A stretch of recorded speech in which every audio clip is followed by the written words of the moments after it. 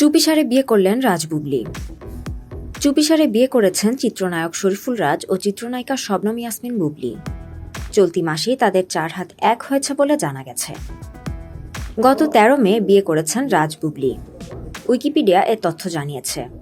তবে এই তথ্য শতভাগ সত্য বলে দাবি করা যাবে না, কারণ যে কেউ এই অনলাইন তথ্যকোষের তথ্য সংযোজন বিয়োজন করতে পারেন। সম্প্রতি মুক্তি পাওয়া দেয়ালের দেশ নামে একটি সিনেমায় অভিনয় করেছেন রাজ বুবলি। বাতাসে গুঞ্জন এই সিনেমাতে অভিনয়ের সূত্র ধরেই অনেকটা কাছাকাছি আসেন তারা। এখন যদি তারা গোপনে বিয়েও করে থাকেন, তাহলে সেটা মোটেই অবাক করার বিষয় হবে না, কারণ এই দুজনের জীবনেই এমন ঘটনার নজির আছে। এ প্রসঙ্গে জানতে বুবলির মুঠোফোনে যোগাযোগ করা হলে তার সাড়া পাওয়া যায়নি। অন্যদিকে রাজের ফোন বন্ধ পাওয়া যায়।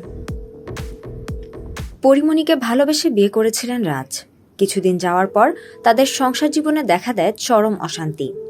এর মাঝে তাদের কোলজুড়ে পুত্র সন্তানের আগমন ঘটলেও পরিস্থিতি স্বাভাবিক হয়নি। ফলে 1 বছর যেতে না যেতেই গত বছর সেপ্টেম্বরে কাগজে কলমে আলাদা হয়ে যান তারা। অন্যদিকে 2018 সালের 20 জুলাই শাকিব খানকে গোপনে বিয়ে করেন বুবলি।